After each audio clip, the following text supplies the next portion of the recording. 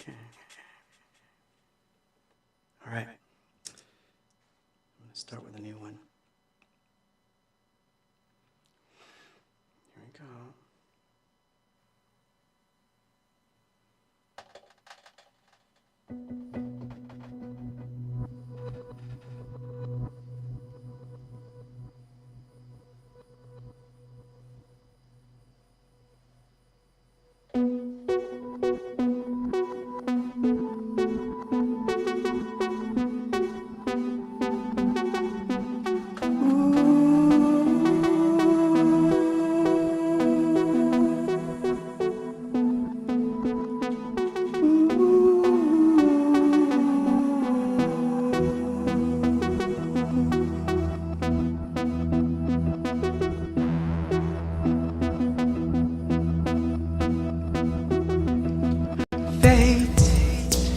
I've had enough from your broken promises. Strife without your cause could be so different, you see. With a swipe of a screen, we tune in to see them shoot.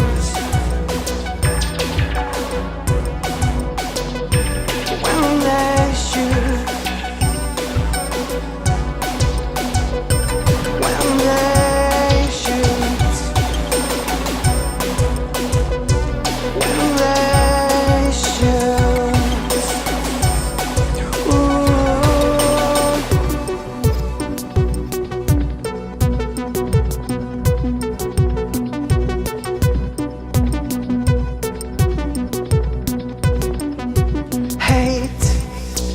You have no place.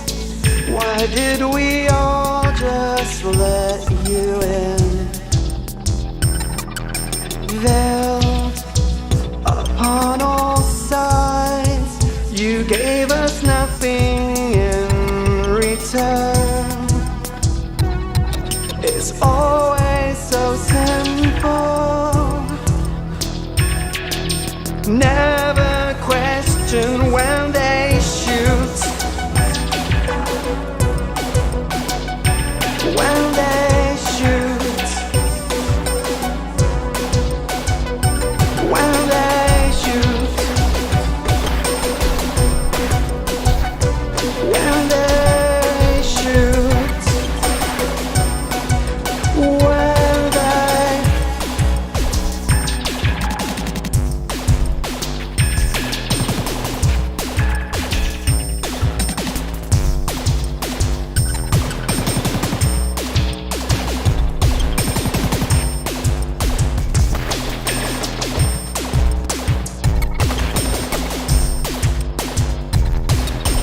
Love, you open doors. Why do we ignore your pleas?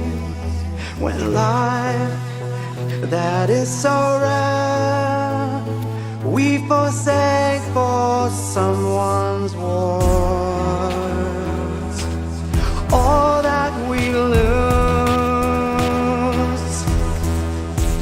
just for a rating when they shoot. When they shoot.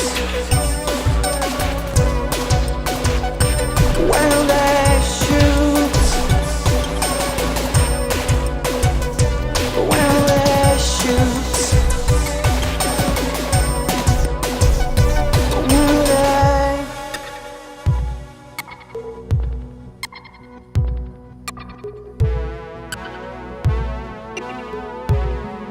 When they shoot.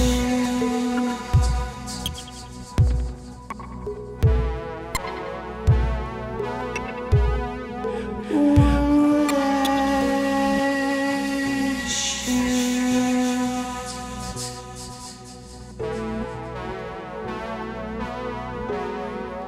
When they shoot.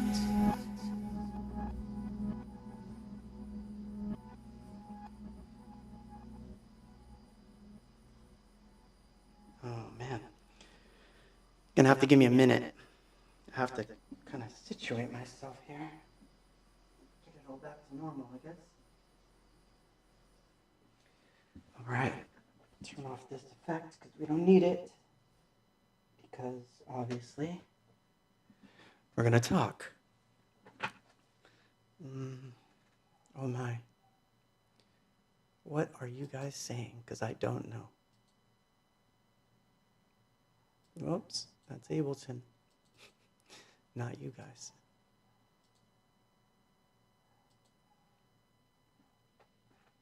There you guys are.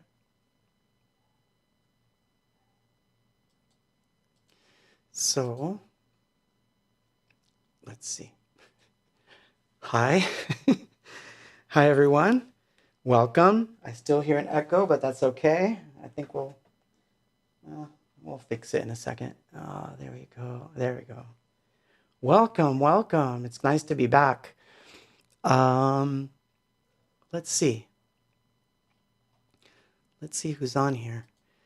Hi to Mai, Jeff, Claudio, Ira's in the house, YouTube, Lalo, hola. Control Dive on Twitch, awesome. Sean, Facebook. TMT Mixes, good to see you. Emilio, good to see you. Are you back? That's a question. Mean Gene, all of you. Synth Pop Radio, yeah, what's up, all of you. So I was singing something new that I was working on. It's it's still in its rough phases, but I thought I would play. I always like starting the thing up with things that are sort of new-ish, because I feel that that's the way to kind of get myself into the mood of things. But if I'm going to try something new, which is as I develop each song a little more, I'm going to come back to it. And of course, I'll try it again and again and again until I get it ready. But this was pretty cool because I had everything running live, and my effects chains were all live. And I hadn't recorded the vocals or anything, so I was going to sing it. So I hope I did all right. But it's one of those things. And it's funny, someone's saying it's getting chilly. It's hot as F in this room. It is so hot. Summer is finally here. I can definitely say that. Or let's put some lights on. Or we've had a few sun flares or something, because I don't know, it's hot. But welcome all. So as you know, I wasn't here last week. Oh crap, I forgot everything. My whole playlist is gone. I see everything's gone. All right, well, it's gonna go kind of nutty. Hold on one second. Let me just fix this, because oops, yeah, we don't want that to play yet. So, but good. Not so terrible. We'll put some color on, but it's nice to be back. Last week, obviously, I didn't stream. I went to Fago's memorial, and I wanted to pay my respects to my friends, so I went. Some amazing speeches were said that night, and I saw a lot of people there, which is really cool to see. I was more like the fly on the wall because nobody really knew me there, but I got to say hi to his mom and his wife and kid, of course, and his son gave an amazing speech, and Claudio did too, by the way. So it was nice. It was nice to, for lack of a better word, put closure on it. But at the same time, we had an interesting evening at the end of the night, and so I just wanted to mention that was why I didn't stream last week. But In Fega's own words, he wanted everything to be kind of happy. So it's a different kind of stream tonight. I had topics. I actually have notes. So I'm not going to hopefully be all over the place, but we're going to start by talking about a topic that comes up a lot in this household because it's something that I've studied for a while now. And I thought that the stream should be a place where whatever wisdom I have, whether you think it's wisdom or not, I don't know if it is.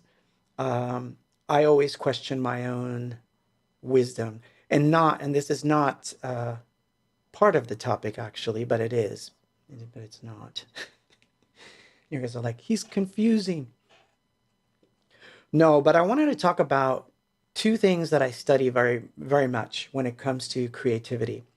One of them is resistance, which was coined in a book called The War of Art. Which is something I read, and well, actually I didn't read it. I would listen to it in my car, and that CD is still in my car because on occasion I even need to be reminded of what resistance is and what it does. And of course, we're going to talk about imposter syndrome and what that is. And I've got cool articles to bring up, and which will help if I can find them. There they are. So that I can paste links and stuff that will stay on the chat, and then that way we can all sort of learn together, and I can get advice from you guys, and of course offer what tips I can on the subject. So let's start from the top. And do I need my nerd glasses for this? Let's say that I don't.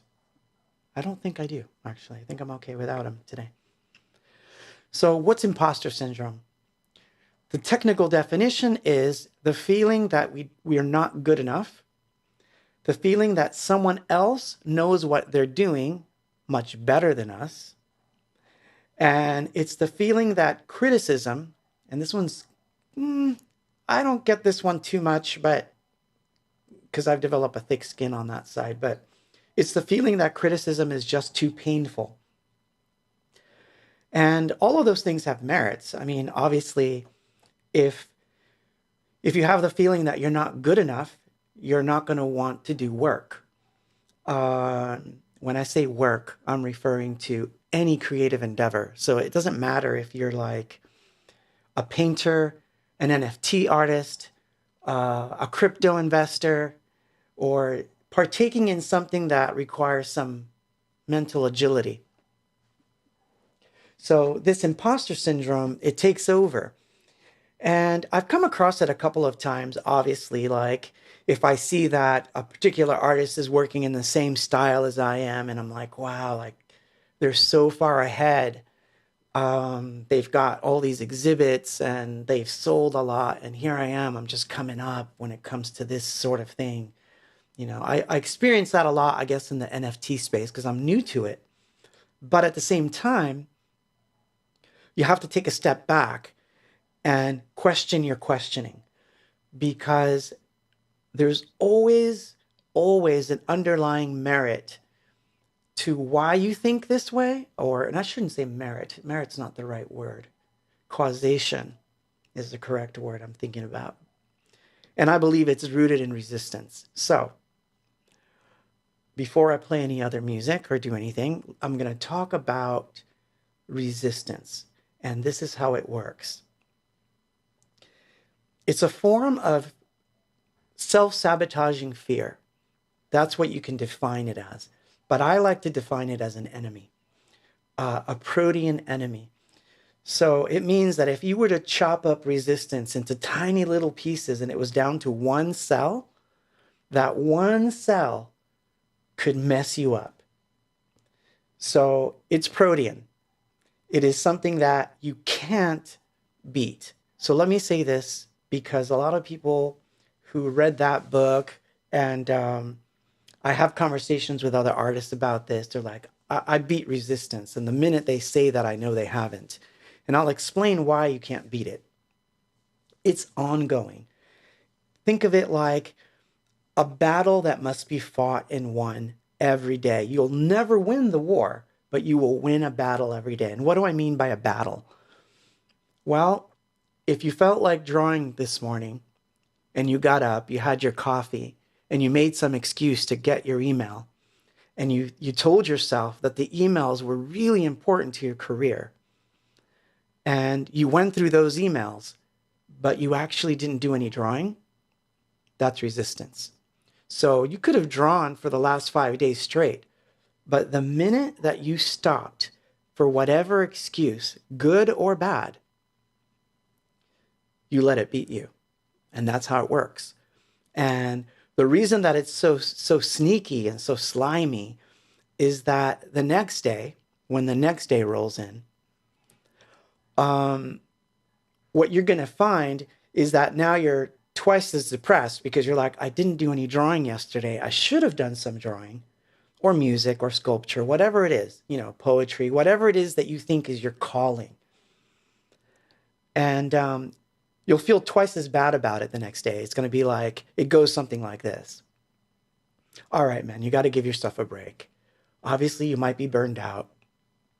So give yourself a break. Let's read a good book. Let's get inspired. Let's look at some cool drawings that other people did. Let's get that going, and then we'll draw. And today is going to be even better than yesterday. What happens? Somewhere along the line, you may find that you start staring at other people's work and you're like, wow, they're so good. And they seem to draw every day. And they post every day. And wow, look at them. They just minted something. Man, if only I could just get my ass together and do this. And what happens? Once again, you let it beat you. And I'm speaking from experience. These little seemingly innocuous events, they're not. They're quite calculated. There's a part of you that, quite frankly, isn't creative. It is the ego part of our psyche. It just wants things to stay the way they are. It doesn't like change. It doesn't like you to be creative. It doesn't like you to pursue things that are unknown. It doesn't like you to take risks because it likes to keep things exactly as they are. So that battle, you have to fight it every day.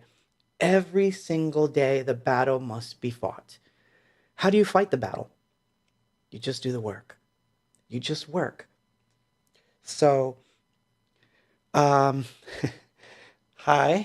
I see more people are tuning in. That's nice. Awesome. Thank you. Thank you for joining me. If you're just joining us right now, we're in the first step of the stream. I played a completely unknown song, and we are now talking about resistance and imposter syndrome and things that we can do, techniques that you can apply to kind of beat it at its own game. And you can beat it at its own game, and that's the fun part. I've turned that into a sort of game with myself. So I'm going to give you that insight. And so for now, what I'm going to do, I'm going to play a song. I'm going to play some music because that's what this is about. We play music, we come back, So I'm going to look at your chats.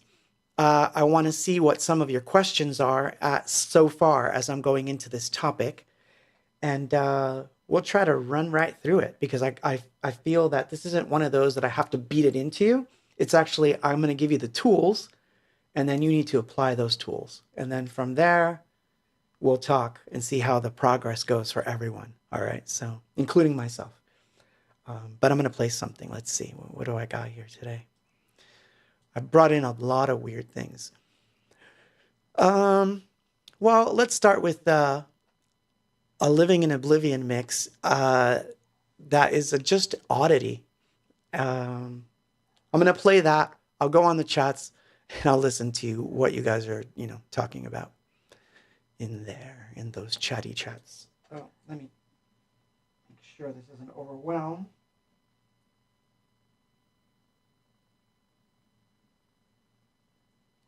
This is all live, by the way. So yeah, it's kind of, here we go.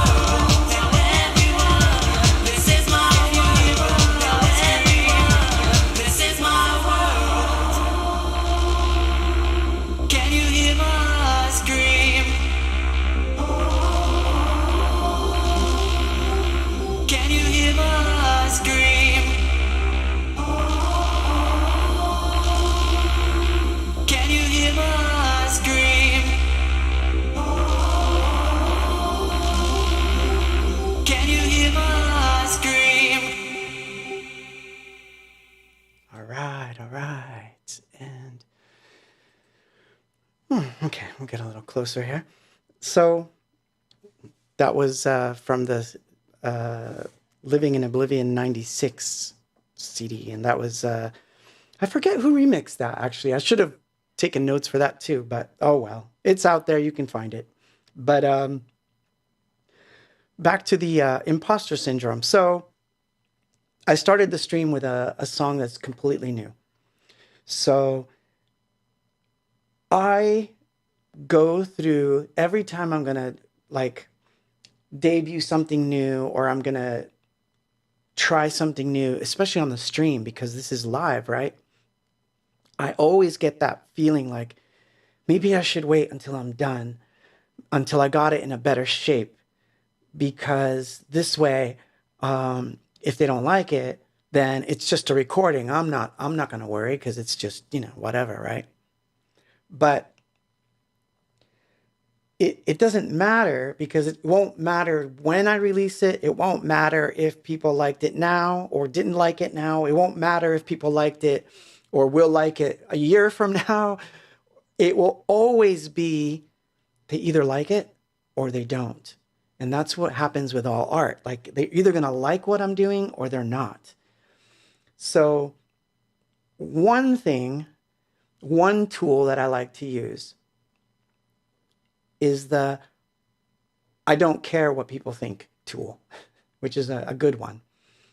And what this tool is, it's not that you don't care that people will like your art, because obviously we all want people to like our art. We all want people to like our songs. We want people to like our music. I understand that you do. People that say they don't really want that, well, that's not really true. You can want it, but you don't have to care if they don't. And there is a difference. So I can say, for example, I want the music that I make, the art that I make, to be for as many people as possible. Like, I want it to go to all ends of the earth. This has always been my thing, by the way, since I was young.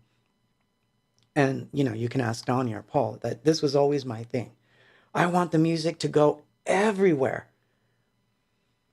But I don't care if other people don't get it. So if it shows up here and some people like it, that's awesome. If they don't, they just don't understand it. They'll find the music they love and they'll be happy. I don't have to please everyone. So the first thing is you don't have to please everyone. You do not have to placate to any style, any modern thing that's going on. None of that matters.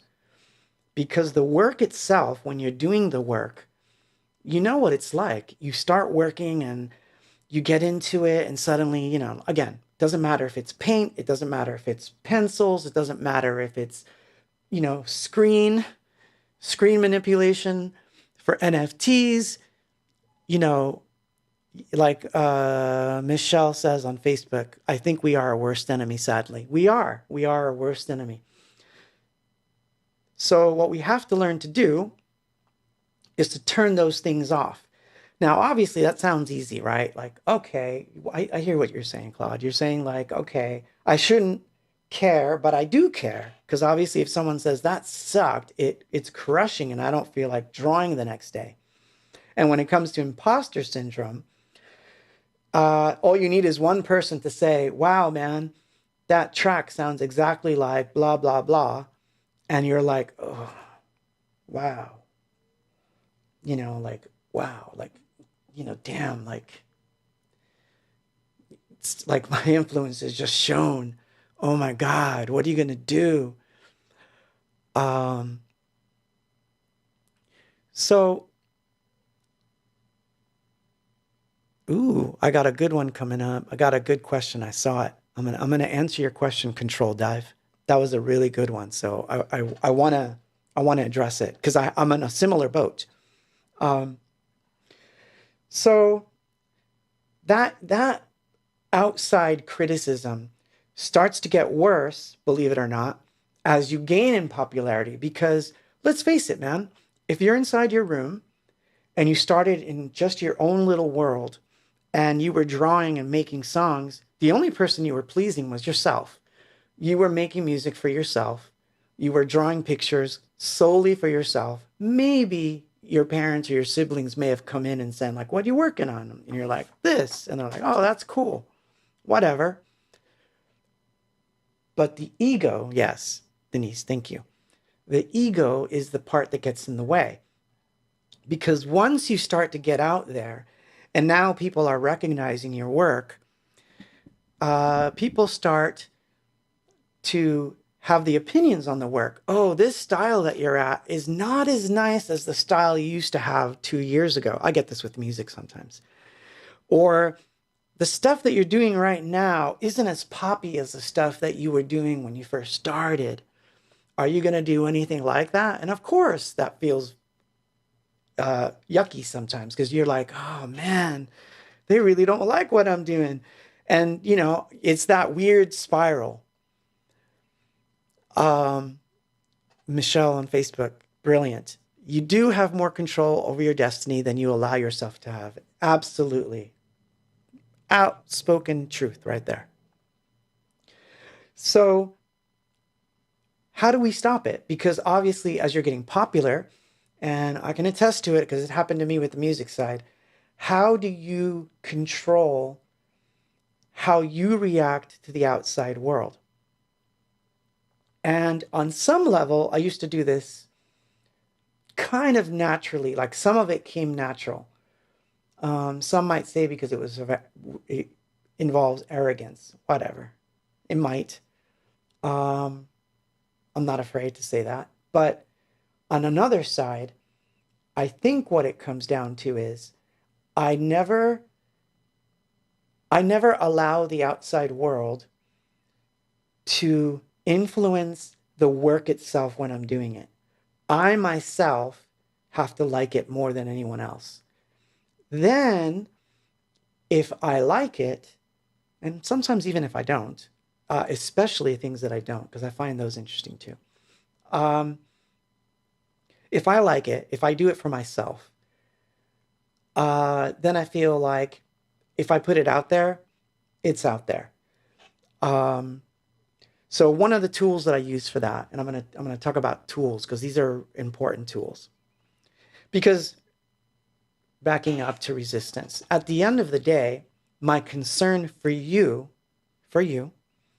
is not so much that you're going to have imposter syndrome, because that's actually easier to beat. It's the resistance that's hard to beat. Because if you stop drawing, if you're not minting, if you're not recording, if you're not writing down your lyrics, if you are not mixing that song that you started, then you're going to hurt yourself in the end. And it hurts us too, because you would be depriving us, the world, of what it is that you do. So it's more important to me to deal with the resistance side first. And I feel that that sort of takes care of the imposter syndrome. So here are the tools that I love the best. One of the tools I like the best is what I like to call the making paper rule. When I don't feel like drawing, I have to make paper. And that is a crazy, crazy thing. It's a technique I came up with on my own. But basically, I take 3 or 4 pieces of paper and I just dump coffee on them. That's what I do. And the idea is I'm going to make a mess. I'm going to dump coffee on this paper. Once I've dumped the coffee on the paper, I'm going to spread the grounds around, wait till it dries, and I'm going to have to clean it off. This takes work. And it's not really creative. It's sort of a grunt work, a prerequisite to work. But the reason I do it, and it's funny because I'm going to tell you a secret. I call myself a professional when I'm doing it. I'm like, you're making paper. You're a professional. You need this paper. This paper has to be made. So I'll make the paper.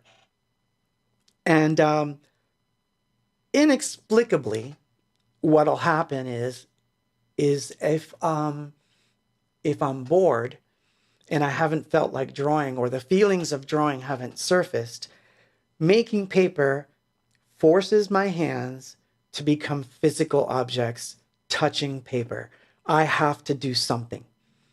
So what happens is, invariably, I'll swirl the stuff around, and what happens is I'll see a shape in there and I'll be like, okay, I'll leave that one alone. That's cool. I don't know what's going to happen with it, but it's cool. And in cleaning up the 3 sheets, more often than not, I'm not satisfied. And I'll go back and do 3 more sheets. So now I have 6 sheets of paper, right? So you must think, wow, you must have a treasure trove of empty sheets of paper. Indeed, I do. Because what'll happen is I know that now when I look at that paper drying, I may go up to it and I may just make a mark on it. And if I make a mark on it, I may commit to another mark. And as I'm committing to these marks, whatever it is, smudge some paint on, let's glue something onto it, whatever it is, right? Because I do collage. So as I'm working, suddenly I'm working. Suddenly paint's coming out of the drawer, brushes are taken out. I'm now painting. And here's the funny part. Does it have to be good? No. Do I have to think that it's the best work I've ever done? No. Do I feel that at the end of this exercise, I have the de facto drawing that I must now scan and mint? No, doesn't have to be. It could be, but it doesn't have to be. What I know is that for that hour or that time, I beat resistance. I did my work. So that's the first tool. Play with technique. Another way of doing it, which is how I came up with the song that I wrote, by the way,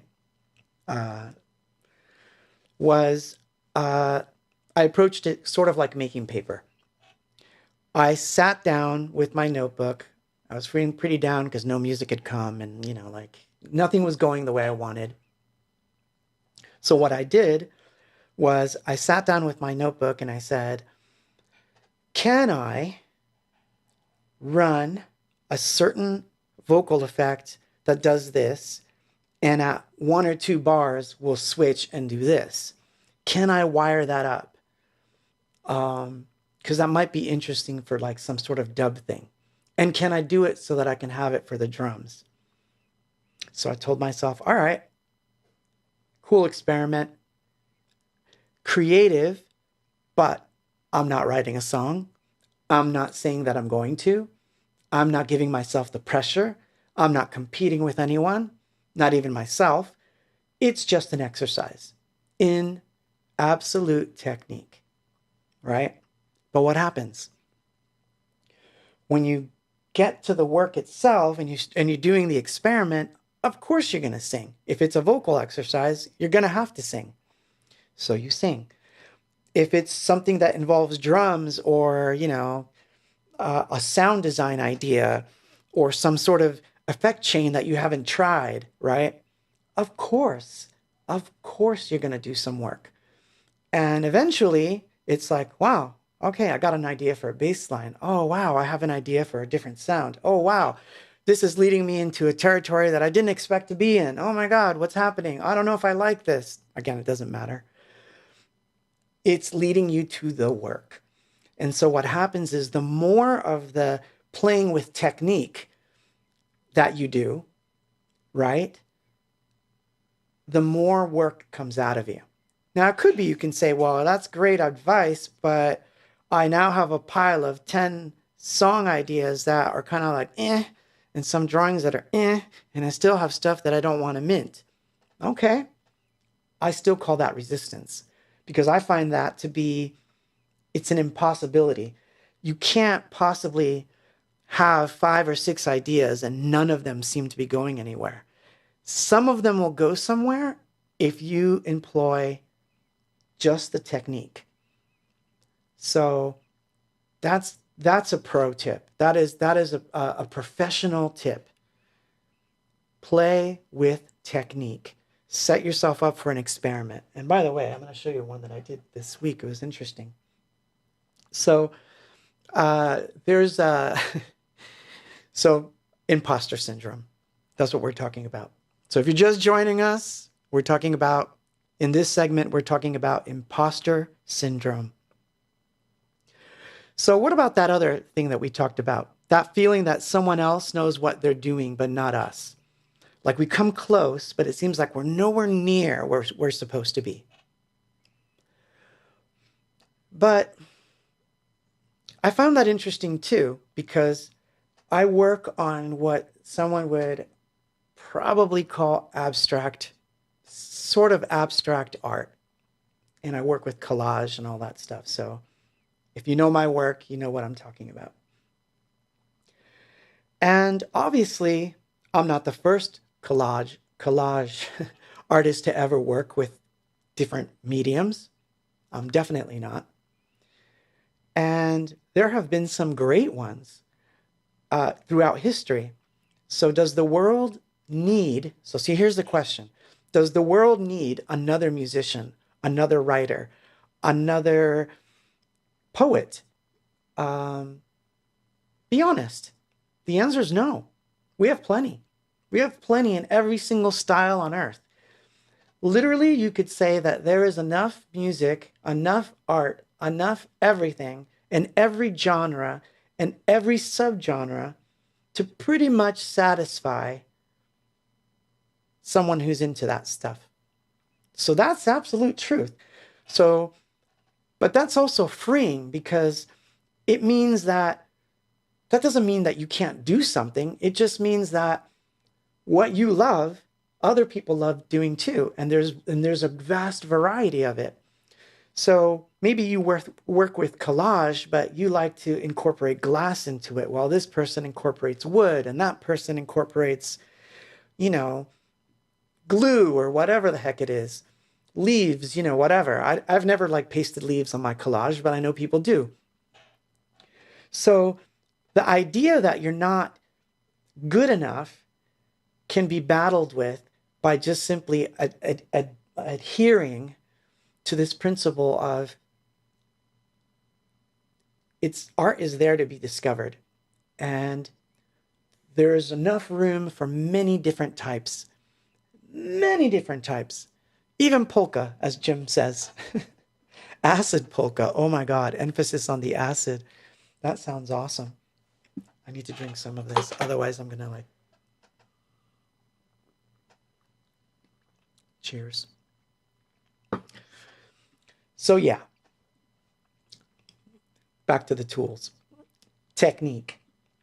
So work with technique. The other is schedule. This is a weird one, because I always get, and this is funny, whenever I've talked to other artists about this, they get kind of sketchy on this one, because this, you know, and I will admit that when I first heard about this particular thing, I thought it was dumb. Schedule. You can schedule creativity. You absolutely can. I know people think you can't. People are going to disagree. They're going to say, I'm inspired when inspiration comes. Well, that's a resistance. That's a resistance term, because resistance in its little voice will say, you're just not inspired right now. Don't worry. Let's go get some fast food, hang out with some friends, watch a movie, you know, catch up on some of that Twitter feed stuff. And we can come back when we feel more inspired. Maybe when we watch 20 YouTube videos on, you know, the history of synth pop, maybe that will inspire us to get into the studio. That's resistance. Whereas if I say at 9 o'clock, come rain or shine, lights are coming on in the studio and I'm walking in. And if nothing works, then I'm going to work on technique or make paper. If that doesn't work, I'm going to sit there and type out one note for a half an hour, even if that's what it takes. I'm going to just play one note for half an hour. Of course, you know I can't. So that's another tool that I like. And it's one that a lot of people resist because you think that inspiration's not going to come that way, but it does. It does. I've talked to really, really much higher level artists than me, and I would talk to them about it, and they'll be like, the secret is I get up every morning, I go straight into the studio. Of course, the reason that you get inspired is because you're already there. So, absolutely. So, I want to go up and answer a question or a comment that I saw earlier, and I'm going to see if I can pull it up. I'm looking through the interwebs here because it was a good one. And this was on the topic of NFTs. Can I highlight it? No, I cannot. It doesn't seem like. Oh, yeah. I'm highlighting the topic. So you'll be able to see it. Although not too good, I guess. Let's fix that. You can see less of me, more of chat. No, that didn't work, did it? You can tell I'm really good at this. Come on. That was my phone. Someone just texted me. So basically, Controlled Dive said, on the topic of imposter syndrome / resistance, I've been pretty paranoid to make NFTs of my art because a lot of my mutual, I'm assuming artists or friends, hate on NFTs because they don't get them. Really gives me mental burnout because I can't make my own creations and I don't want to upset my community. Well, here's an interesting, and it's an interesting conundrum. Obviously, I would love it if all the A-Box fans in the world got into NFTs just like I got into NFTs, and that they were the biggest collectors I ever had, because the way I look at it is, it's my fan base. So I have the fans. So man, why not, right? Like, why not have them be the best collectors for this stuff? And if Emilio's still in the chat, I talked to him at great length about this because I said, I can't expect that all the A-Box fans are automatically going to get into crypto. I can lead you to the water, but I can't make you drink. So obviously I'm into it, right? So I'm really into it. I believe in it. And I have put myself into that mode of like, wow, I really want to learn how to mint. I want to try minting on different blockchains. I want to do all this stuff. But I find that sometimes I will see fans that I've known for years just kind of like glazed over, like, I don't know what it is. And okay, man, if you think it's cool, I guess, but it's not I don't know. I don't want to collect it. I'm not interested. And of course that's a downer, but that doesn't stop me from minting. Why do I say that it doesn't matter? And because obviously I care about what fans care about, but why doesn't it matter? Because you mentioned your community. So what can I say about my own community? Well, I know that Anything Box is the band they like. I hope still. They come to the shows. They want to pick up merch, so t-shirts and whatnot. And I'm sure that if I brought prints with me, they would buy them. Some people sometimes hit me up and want my original art, like my physical art. So that's cool. So that's kind of like my community.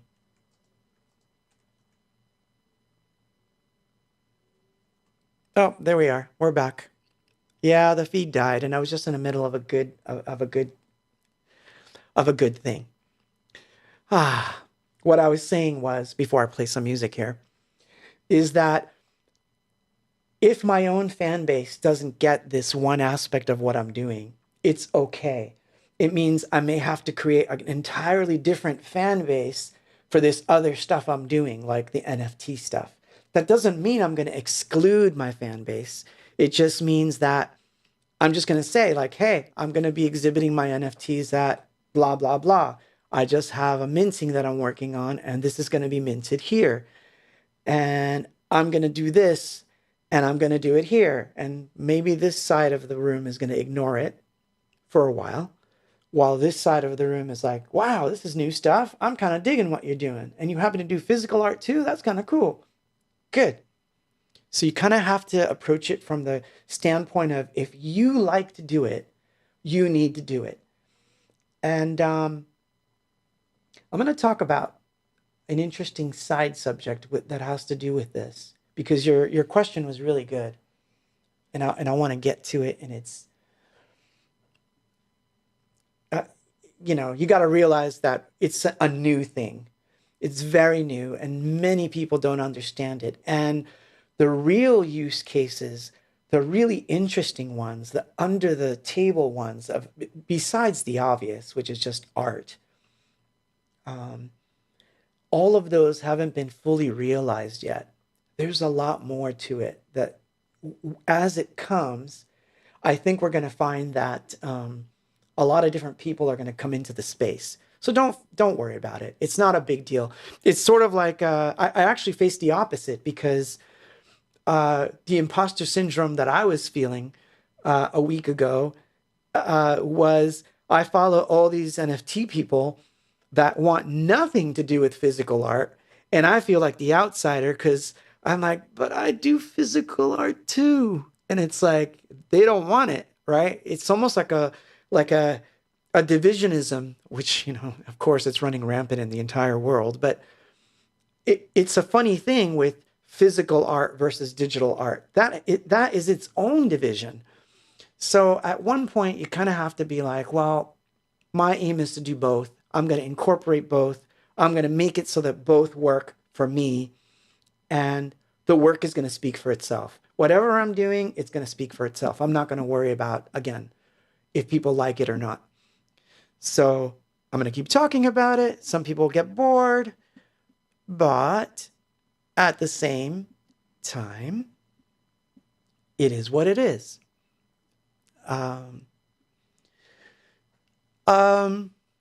Hero Protagonist on YouTube says, why would someone not want physical art?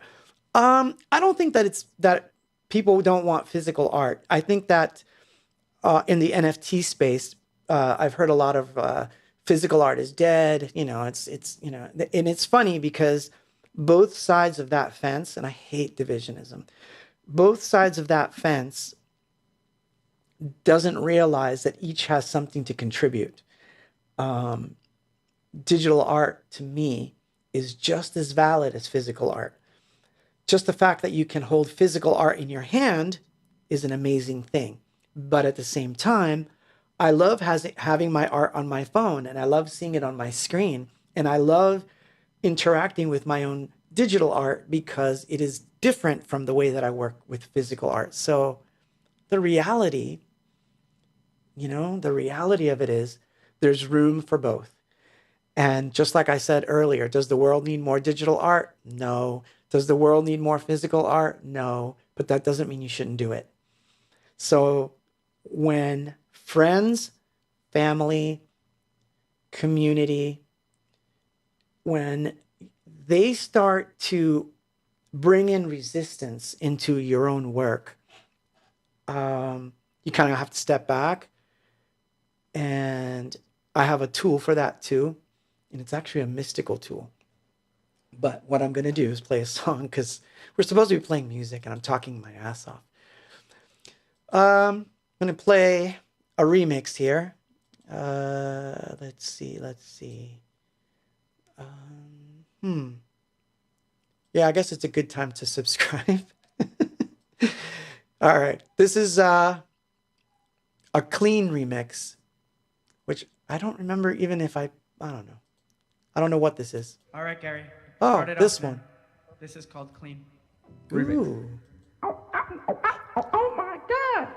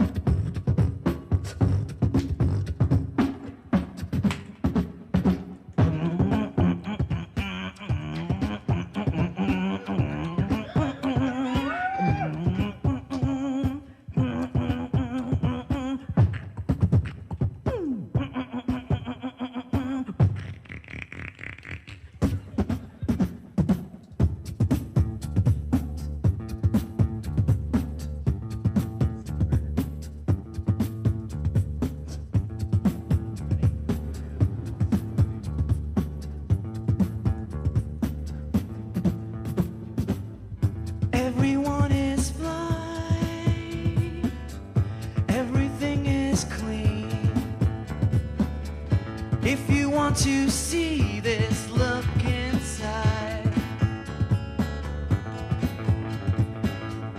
As the ocean flows, come on. As the night grows cold, all you see is all you get. Oh yeah. Break down. You and me together again. You and me together as friends. You and me together again. Oh yeah. Oh yeah.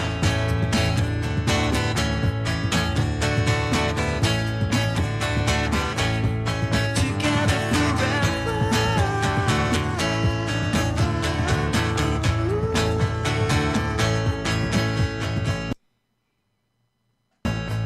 'Cause you feel your kiss. I hear what I miss. If you want to feel this, kiss me now. Does it make you smile? Will you stay a while? You can have us make it last for hours. You and me together again. You and me together as friends. You and me together again. Oh yeah. Take it away, boys.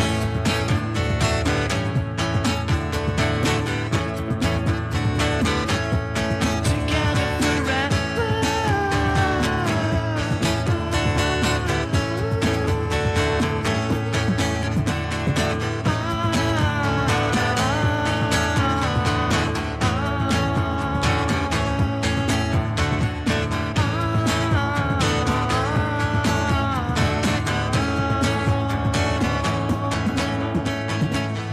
Everyone is fine.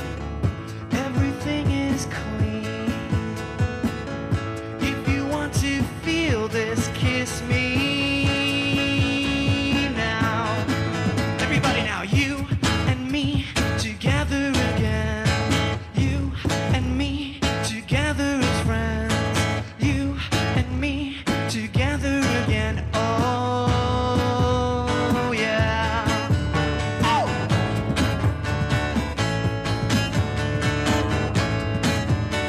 I want to hear you guys clapping. Come on. Come on. Together forever.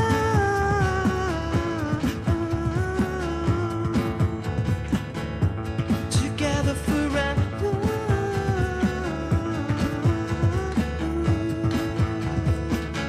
Keep going. Everybody needs somebody. Everybody loves somebody. Don't you know by now that life is fun? Life is fun. Life is fun. Life is fun. One.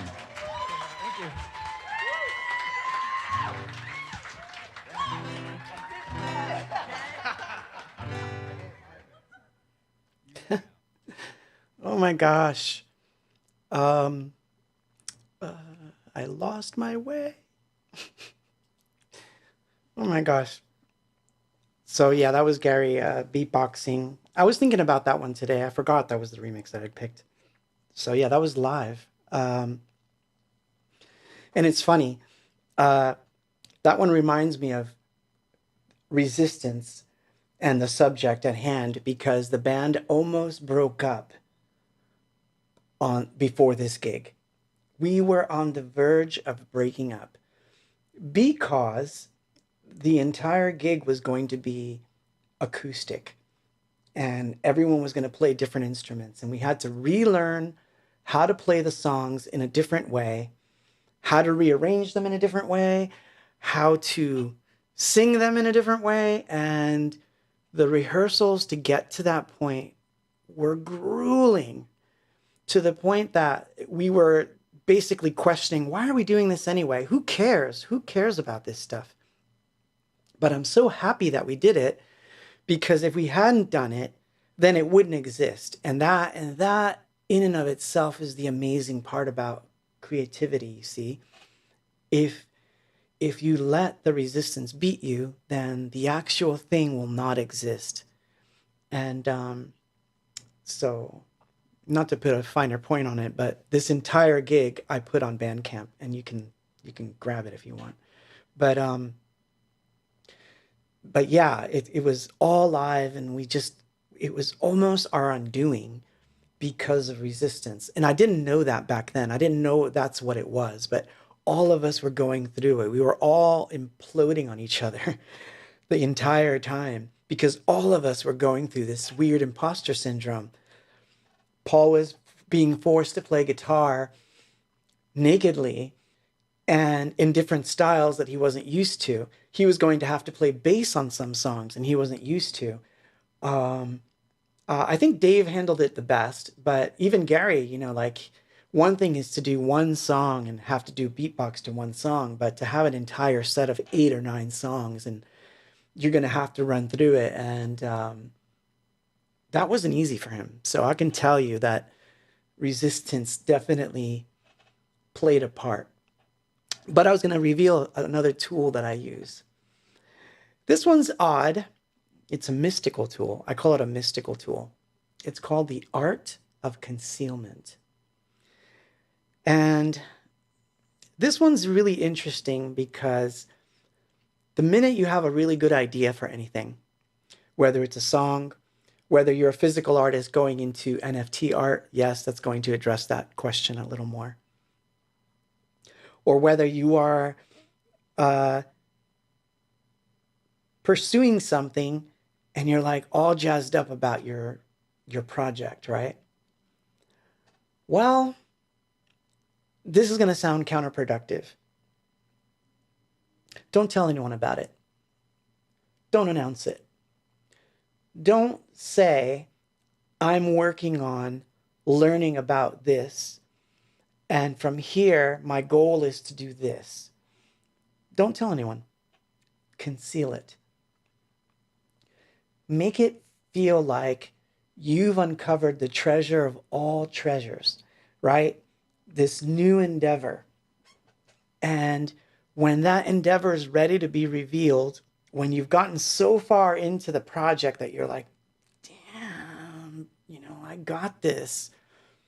At that point, then you start talking about it. Then you start telling people.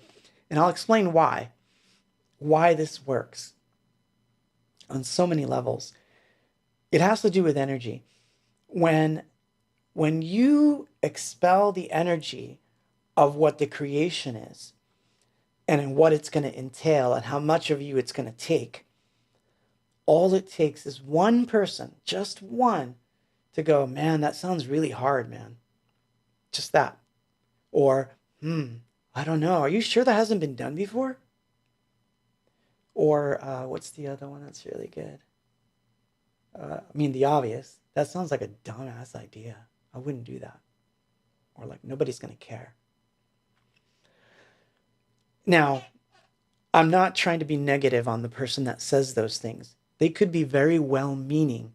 In other words, they may not want to see you fail, because in the failure that you might get sad, you might get depressed, you might, it might not go the way you wanted.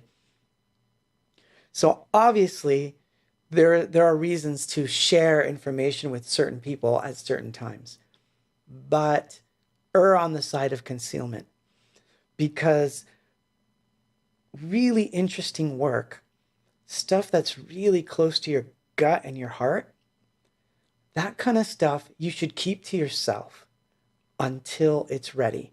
And what I mean by that, obviously, I'm not saying like don't ever put it out or don't release it to the world. None of that stuff. But it's more along the lines of use the energy that it takes to be telling them about it, because you obviously want to tell someone about it. You're excited. And that's the key. Since you're excited about it, you want other people to get excited about it. I totally understand that. It's the realm of the culture we're in. You want to tweet it. I'm working on the best art I've ever worked in my entire life. You want to post it. You want to make a video about it. You want to do all kinds of stuff, right? Resist it. Don't do that.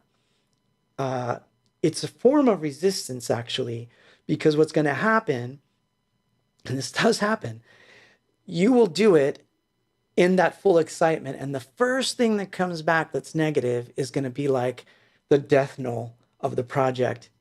You have to be super strong in yourself that you're going to continue to keep pushing it the more people say it's a dumb idea. And I'm going to tell you about one that happened to me. A good one. I concealed it, and it was really hard to conceal. A couple years ago, I was on a walk and I had this crazy idea. Nuts. Like a nutty idea. In fact, hold on. I'm going to go get it. I'll be right back. Here, watch this.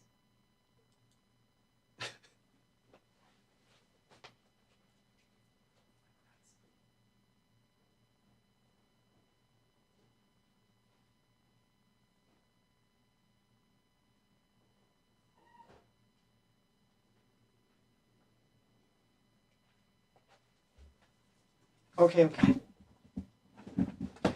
Sorry, I wasn't trying to promo the promo. I was just trying to get to the meat of the matter here. So, back to this. Okay. Are you still with me? Are you guys still here? Are the chats alive and well?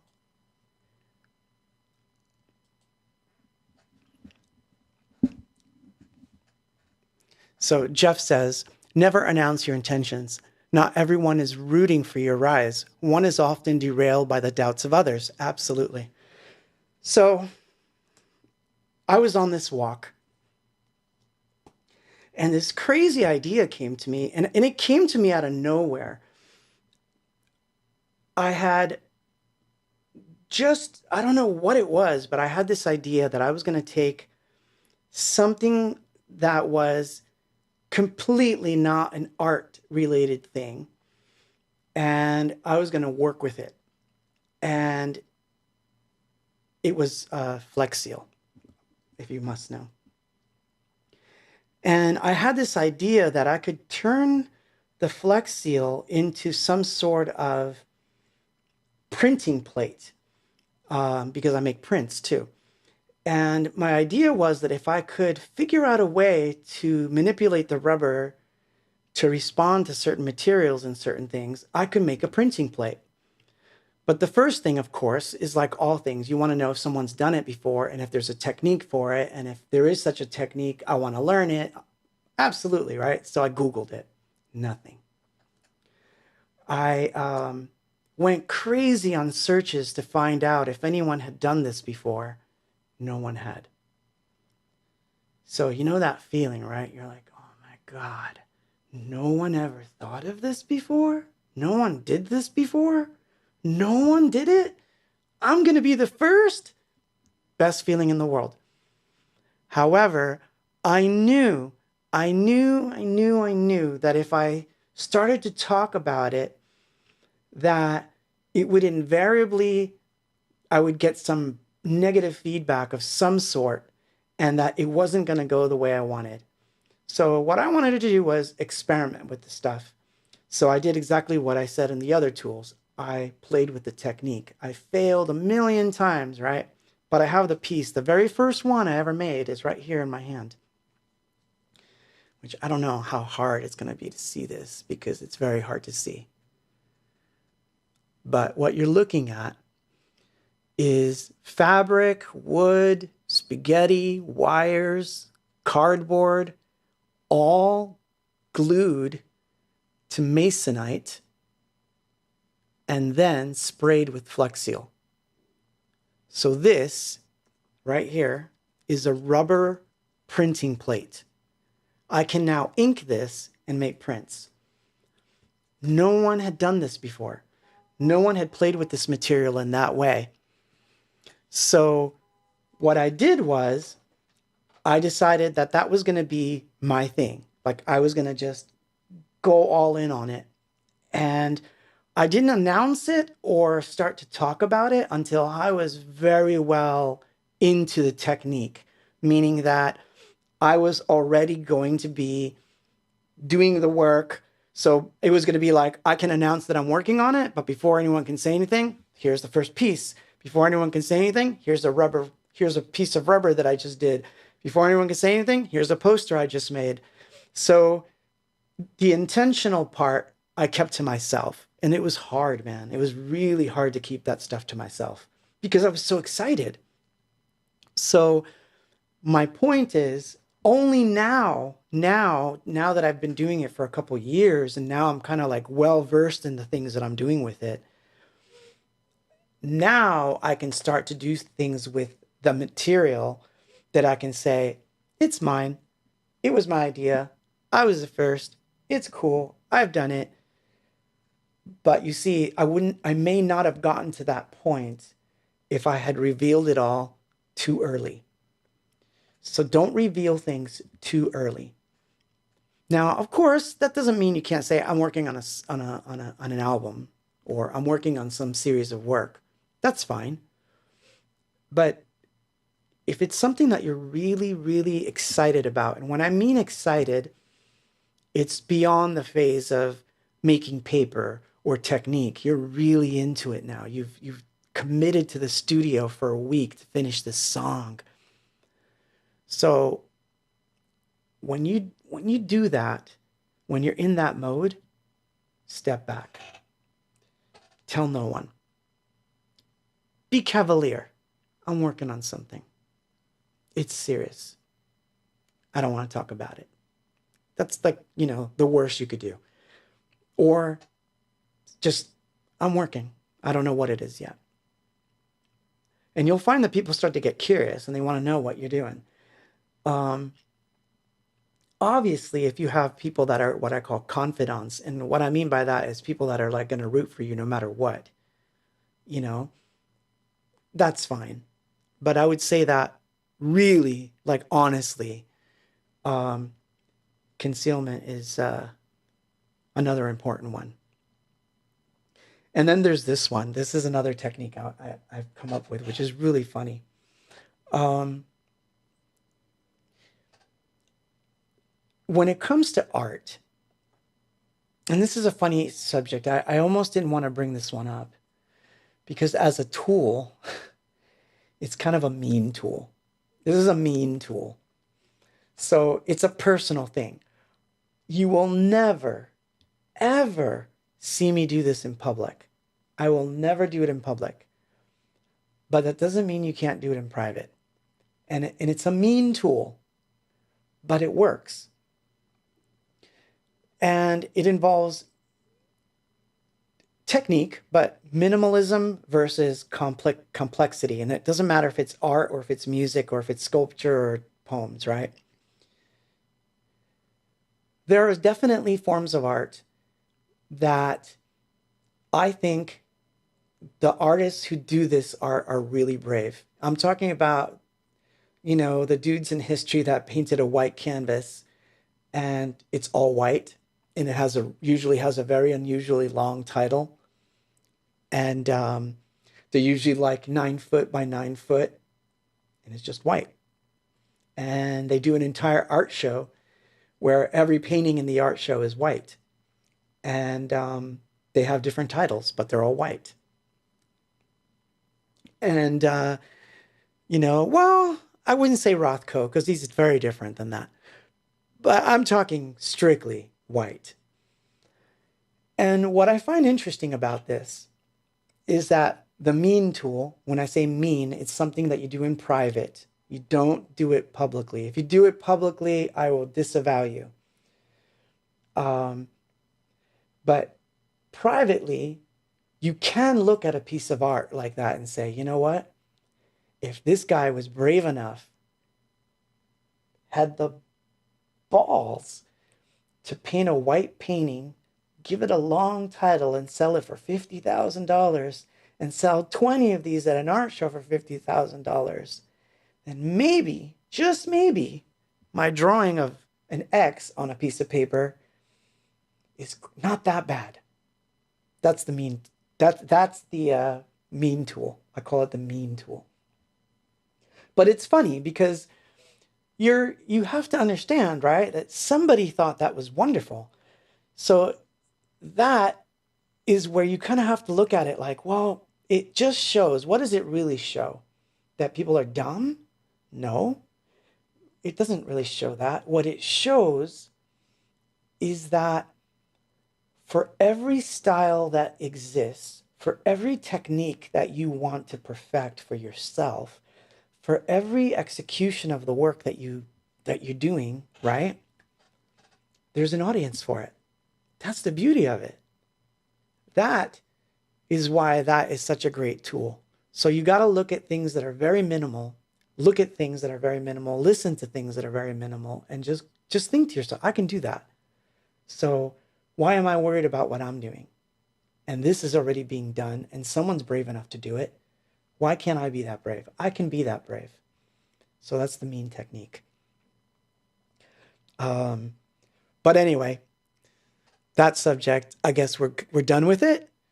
We have more topics and more interesting things, but I'm going to tell you the best article on the subject. I'm going to paste them all, but this was my favorite.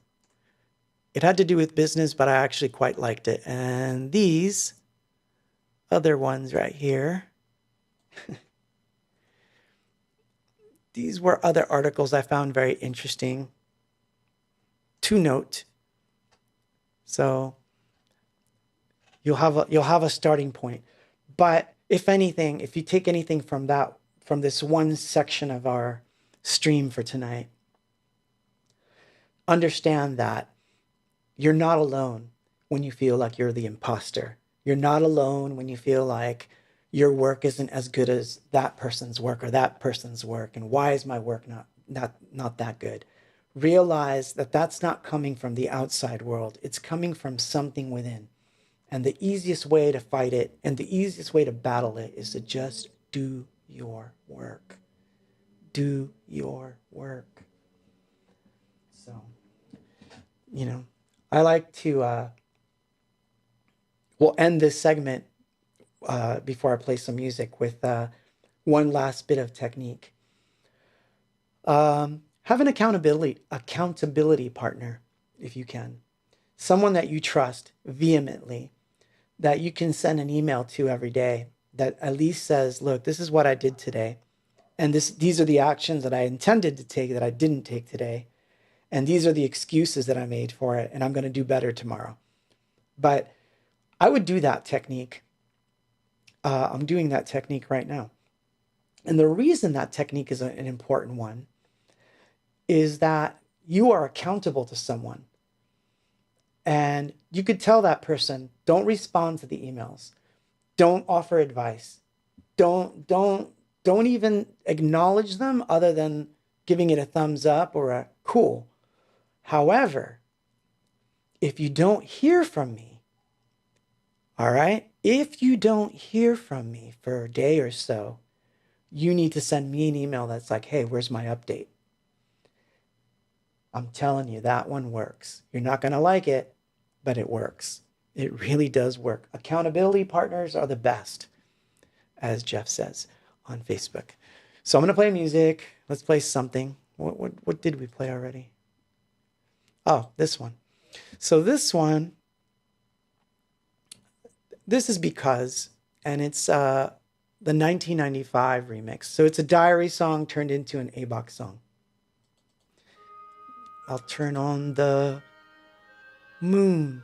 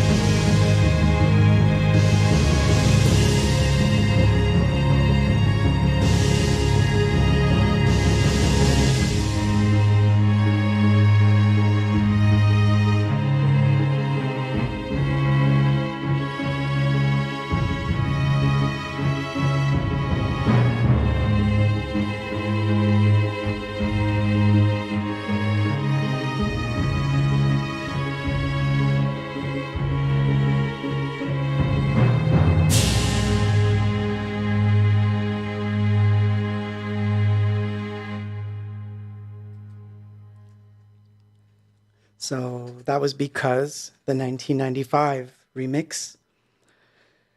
Um, Switching gears, we're into the hour, and actually we passed the hour actually. So I'm like I've been talking about that other topic for quite a bit, but I wanted to talk a few minutes about the Bitcoin conference because it's going on right now, and if you guys have not checked out the Bitcoin conference, you really should.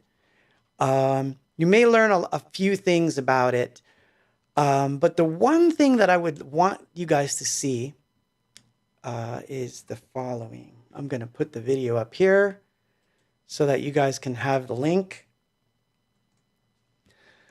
There was a guy, a young man actually, by the name of Jack Mallers, who single-handedly, with his company called Strike, aptly named, I must say, disrupted the entire global payment system in one fell swoop. And it happened yesterday. So I want to make note of the date, April 7th, 2022, and why I think you will thank him in the future. He did something that is pretty flippin' amazing. He changed a payment. I think I have a picture of it somewhere. Do I?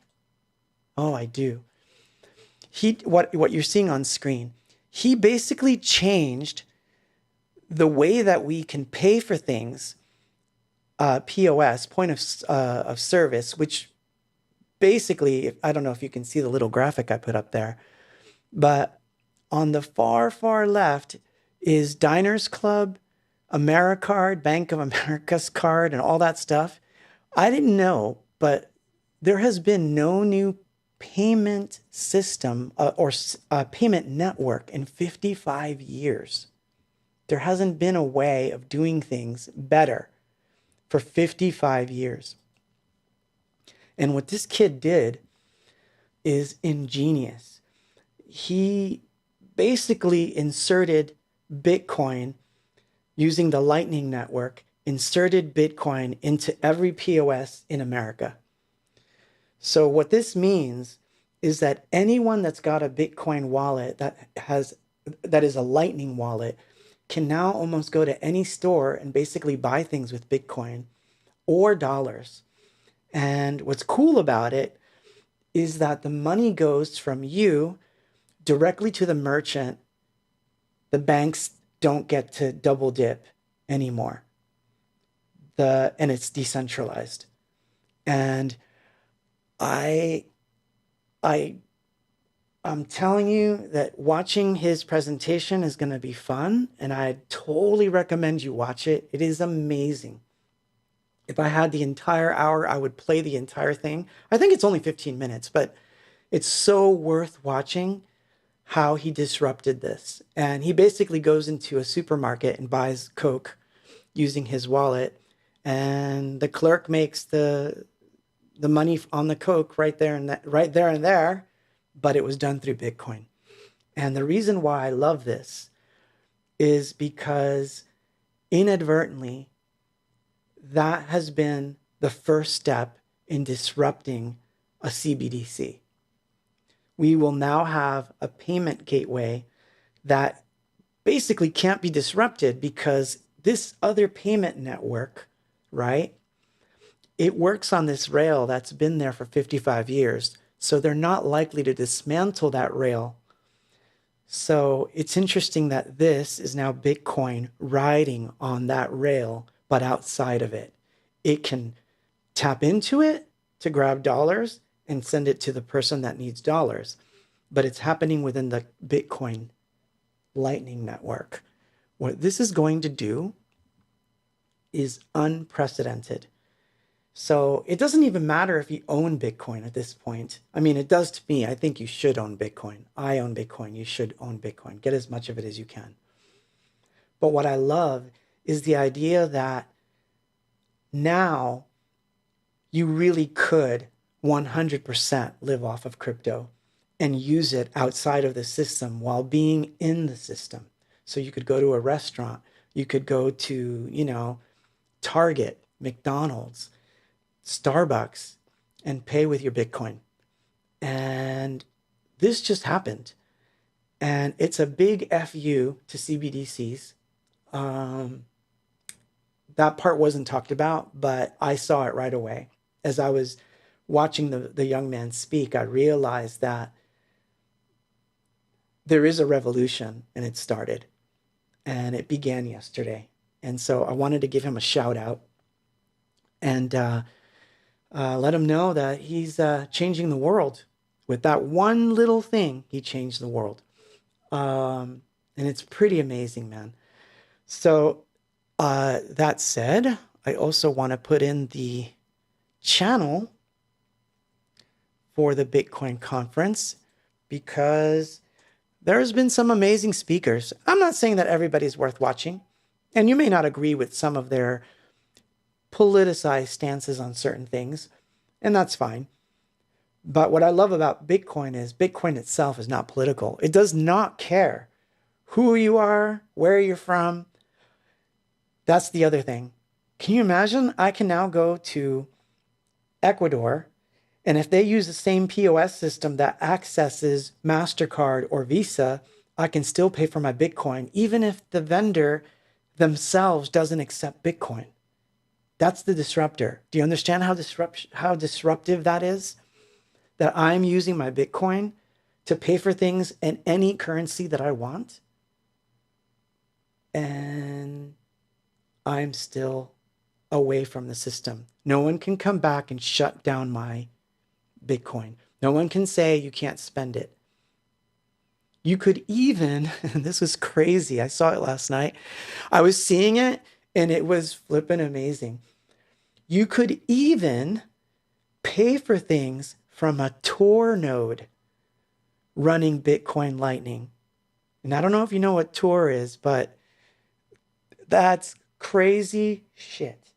That you could use a Tor node and be completely anonymous and still pay for things using cash at almost any place you go. And it was announced yesterday. There's going to be another announcement that involves Apple Pay. So I think that's going to be a big deal, man. It's a very big deal. And like I said, it's a big blow to CBDCs because there's now going to be a payment network that will live, right, alongside a 55-year-old network. And, you know, if you want to ask me why, I think this is important, is because last week, or not last week, 2 weeks ago, we talked about CBDCs and how I said they were basically slavery. Well, think of it this way. You can opt in to get all your money and everything through the Federal Reserve and that they control your money and they do everything. Or you can hold a Bitcoin wallet and make sure that they don't have access to it, but still allows you to pay for things, even things that they wouldn't want you to pay for. Or, you know, maybe they don't want you to subscribe to certain news channels. Maybe they don't want you to buy certain food. Maybe they don't like anything that keeps yeah, thank you, Ira. Anything to keep CBDCs away from us is good news. And I feel like what happened yesterday went under the radar, got implemented, set in stone. It's working. And it is working. Yeah, a Tor node is like a Tor relay. So you could use a Tor relay with a Bitcoin wallet and walk into any store and pay for stuff. How crazy is that? So I immediately got a Strike wallet and I'm going to start moving some Bitcoin into that wallet and I'm going to start using it because I want to try it. I want to like really use it in a way that it's never been done, you know, like it's such an amazing thing. So I thought I would bring that up because I thought that idea of decentralization just went mainstream to a level that you can't even imagine. It's hard to imagine, but I really want you to see the video of this kid talking. How someone so young could really get it right and really understand the real problems that we would face if we kept allowing centralized power to reign over us. It's one of the most amazing talks I ever saw, and it all works. So, anyway, that's all I wanted to say about the Bitcoin conference, but I really want you to watch it. So, what was next? What were we going to talk about next? Ooh, yeah, rabbit holes. So, gonna play some songs. Gonna play another song, and then I'm gonna tell you about a really interesting dream I had that led me to this weird rabbit hole, and how it correlates to UAPs or UFOs. Yeah, because this is what we do on this thing. We go from tools to be more creative to UFOs and aliens and Bitcoin in between and NFTs and art and all manner of crazy shit. Because that's what we do. At least that's what I'm hoping, that you guys are enjoying this stuff, right? But I'm going to play something. Let's see. I had it all set, didn't I? Oh yeah, this one. It's mostly remixes today, by the way. Where is Love and Happiness? The Ultraviolet.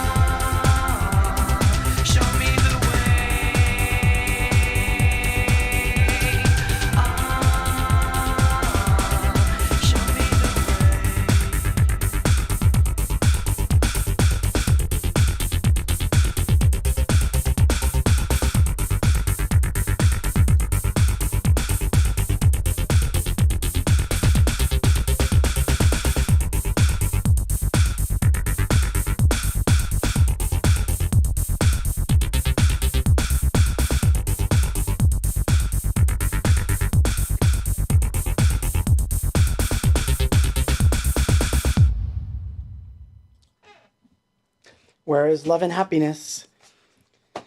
Remixed by Twitch. Not to be confused with the streaming service. But, so all remixes tonight, by the way. And there's a reason that I did that, and there's a surprise at the end. But I'm gonna tell you about a dream I was having. So I was having this weird dream where I was working with someone in a lab, and they were showing me this TV. And apparently the TV was able to look into the past. And it, it's one of those things where when I woke up from the dream, I was like, that's really cool. Like it gave me this sense of curiosity, like, could it happen? Could something like this be invented?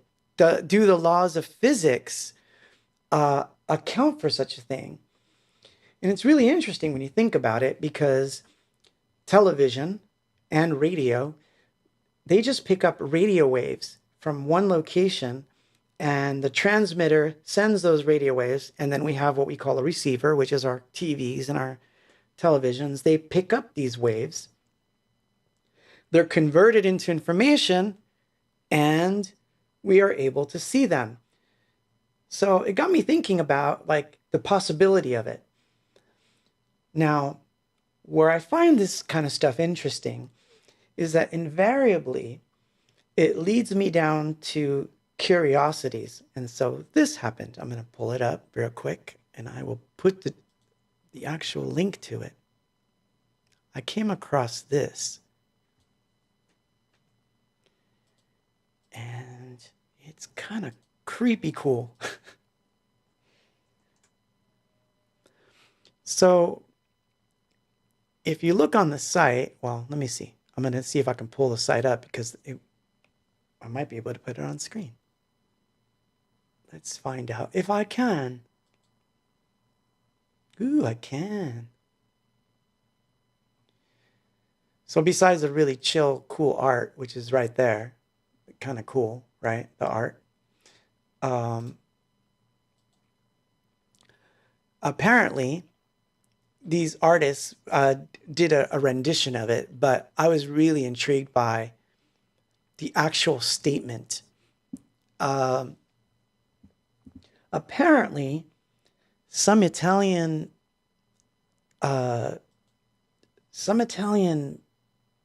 bishop or something. I have it here. Hold on.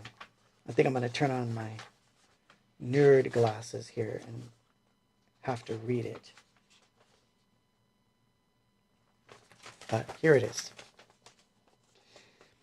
In short, the chronovisor is what they called it, is purportedly a device which allowed you to view things in the past. And so these are my words here. Just the way a TV picks up signals via the air, because I read all the papers on it, the device was said to tune into remnants of events as recorded broadcasts. So it would record the remnants of these sound waves and these visual transmitted things. And by tuning this device, you could focus it on a channel and view the past. So apparently, some priest in the Vatican invented this thing. Now, what I found interesting about the story is I was going through it, and I went through the rabbit hole of searching out all this stuff, was this. So when you see this screen here, right? I don't know if you can see it, but I'm going to highlight it. Artists. You see how it says Antonio Veneziano and Agnes Trochi? Well, what was interesting is I went on a search, and apparently this guy, this particular artist, he's like from the 18th century. So I don't know what he's doing in a digital art symposium, and I couldn't find anything on him. As for her, she does this really crazy found art kind of stuff. So I'm thinking she tried to pull a fast one here. But anyway, I digress. the reason I thought it was all interesting, I'm putting the chats up to see what you guys are saying, but what I found interesting about this is that physics doesn't and science don't exclude the possibility of such an invention. It really doesn't. When Marconi discovered radio, he just discovered that something he was doing was picking up or was able to transmit something to something else. But whatever the somethings were, in other words, the frequencies, the vibrations, the actual audio, it was flying through the air. It was already being transmitted. In fact, that's the way that SETI looks for extraterrestrial life now, right? They have those arrays pointed to the stars to see if we get any residual information from transmissions that are coming from these people. And to put a finer point on that, if, let's say, a planet 6 light years away is sending information, it's roughly about, I think that the actual, this is going to be funny, me doing math right here. So if the planet's about 5 light years, it takes 5 years for that to get to us. I'm using the simple math. So about 5 years for the light from that star to travel to us. So the transmission that we would be picking up is already 5 years old. But what it tells us is that you can pick up transmissions that are old.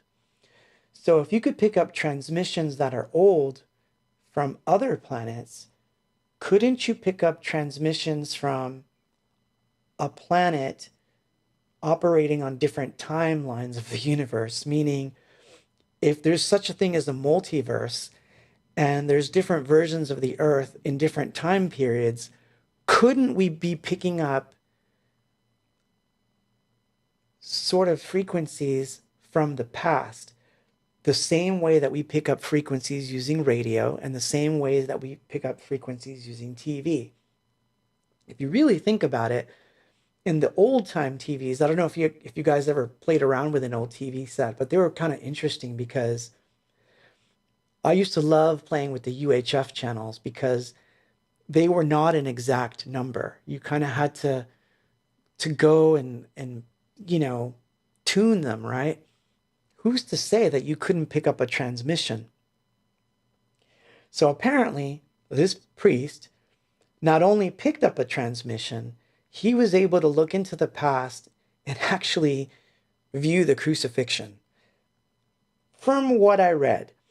Now, a lot of this is discredited, and a lot of people worked on different parts of this project.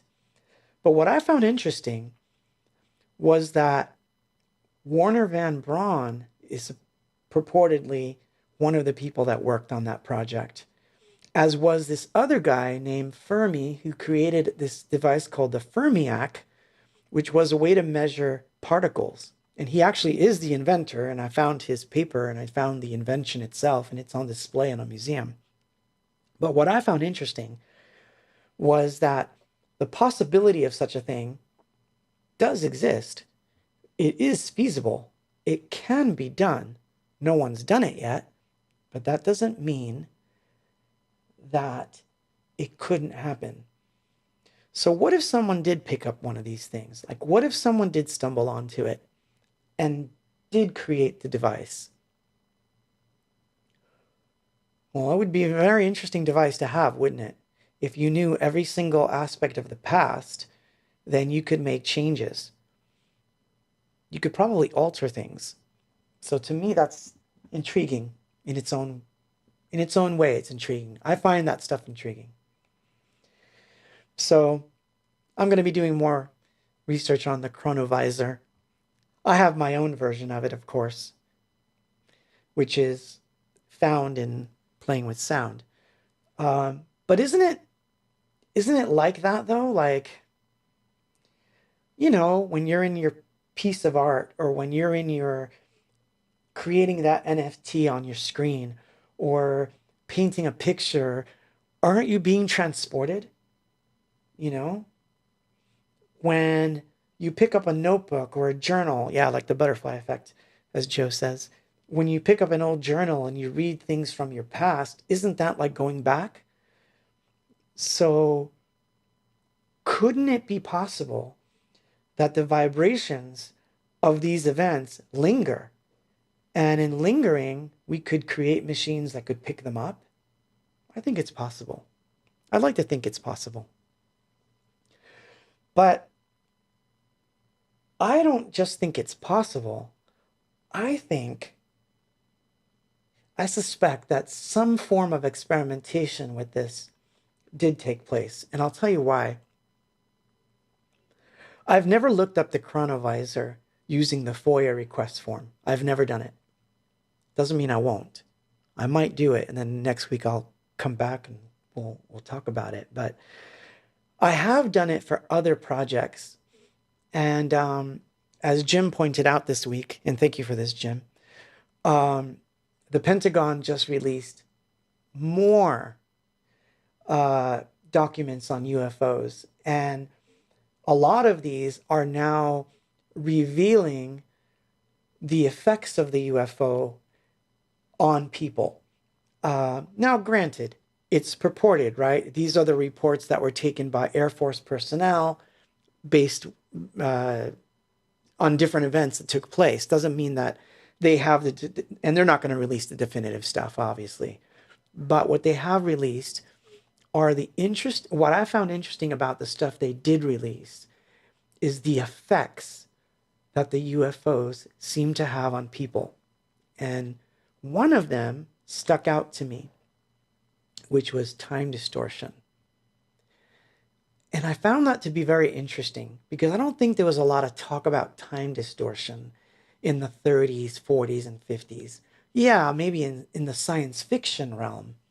But I mean, for the Air Force to be interested in time distortion, that's a little different. So I started to poke around, and one of the FOIA requests that I think are fun to look at are all the ones that have to do with remote viewing. Those were the ones that were really, really cool. If you do a search, I think next week I'll actually do it in Twitter tomorrow, and I'll put it in the description of the video. I'll find the exact thing to link you to it. But apparently, they would get these people in these rooms, and they would have them go through these experiments as if they were, quote, time displacing, so that they could view other things. The idea was that somebody with psychic powers, think Stranger Things, the idea was that someone with psychic powers could be put in a room and basically see enemy encampments, enemy bases, hidden stuff, and that was the idea.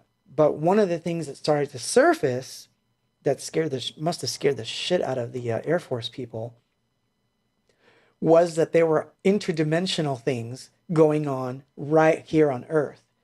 And so that some of the remote viewers would say, well, I'm seeing a base, but it's somewhere between our world and the place that you've asked me to look. It's there, but we don't have physical access to it. And this is in the official record. This is in CIA files. So it tells me that they must have taken this further. They had to have taken it further. So I don't know. It was an interesting rabbit hole. And it all started from a stupid little dream about a TV that was somehow looking at the past. And I don't know how that popped into my head, but it did. And it led me on a rabbit hole of awesome, awesome searches. So I'll keep you updated on that because it's funny to me. So that's the UFO segment of the show. You're like, he's crazy. He's crazy. Well, yeah, as Jim says, MK Ultra was a real classified CIA operation, and Stranger Things is inspired by it. In fact, it was. Here's an interesting bit of trivia. MK Ultra would never have been discovered. It would have remained in the tinfoil hat category forever had the papers not been moved from one set of files to another where they were discovered and then they were forced to release them. Had they not done that, they would have been able to destroy those paper and we would not know that any of that stuff existed. So, yeah, for those that are like naysayers, I'm going to tell you, MK Ultra is very real. You can freely look up the FOIA requests on those and read up on it. And some of it's scary stuff, man. Some of the stuff our own governments do in the background is quite scary, which is why I don't trust them for shit. I don't trust them because they do these weird things. If they didn't do weird things, one could argue we wouldn't be in certain predicaments that we're in, right? So it's funny. Hero Protagonist on Twitch says, you used to be able to take classes in remote viewing. And yes, the Montauk Project, which is very real. You can actually visit Montauk if you go to New York. They turn it into a park now. So these are interesting things, but it makes me wonder if the chronovisor was actually real. Did some Italian priest in the Vatican figure out how to tune a TV to look at the remote past? Good fodder, good fodder. So anyway, oh no, Ira, I'm already there. I've checked out the Montauk Project and its affiliates of the Philadelphia Project and all those weird things. I'm totally into that stuff, but it's funny because it's very creepy and people think these are conspiracy theories, that these are things that never happened, but there's a lot in there. And anyway. Gonna play a song since we're approaching that time. Oh shoot, we passed the time. So I'm gonna play the last song, which I saved for last. So this week I've been working on a lot of different things. So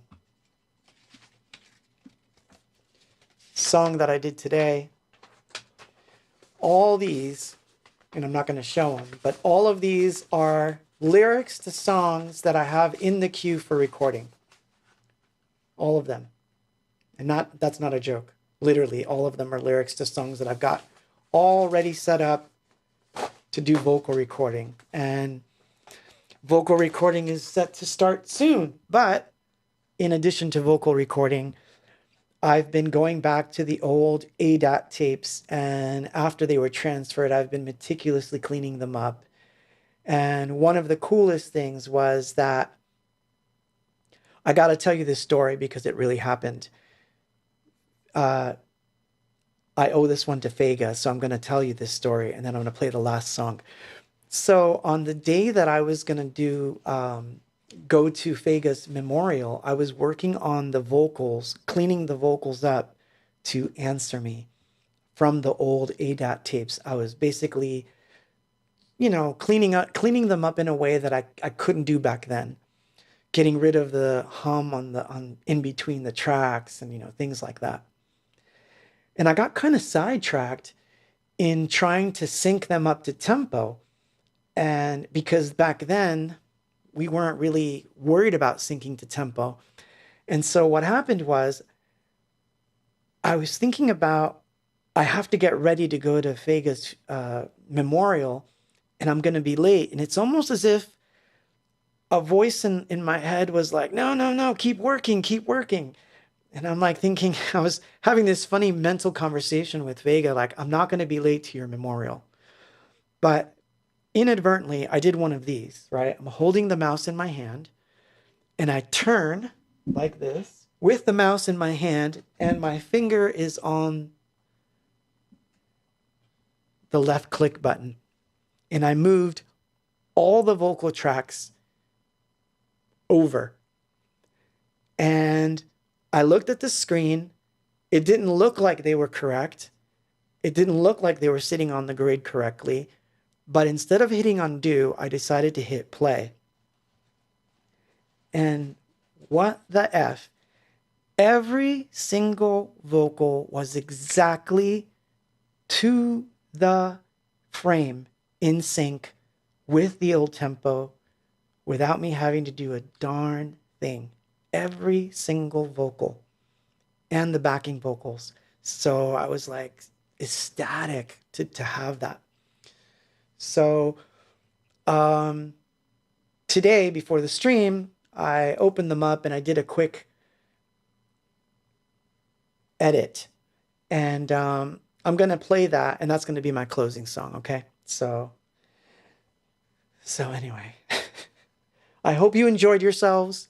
That's going to be my last track. Like I said, you know what you got to do. Hit me up in the comments, subscribe, follow, all that cool stuff. Share, but most of all, comment and tell me what topics you want me to bring up.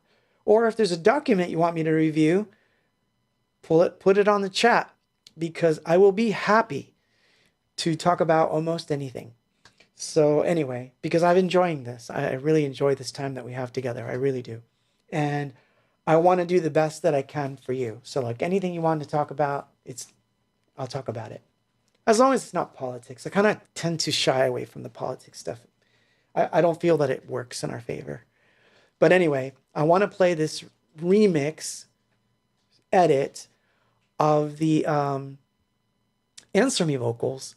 And I call this one the Vet mix because obviously, if you want to hear actually I'll play the vocal bits by themselves so we can hear them together. So this is what it sounds like.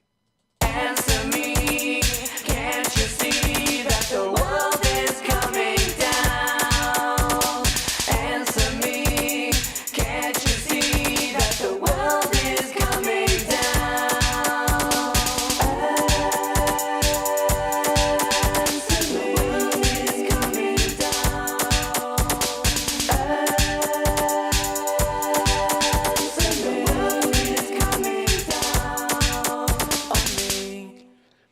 So as you can hear, the vocals locked to tempo, which is kind of cool. It's going to make it a lot easier for people to remix it, which is going to be fun. And so that's coming.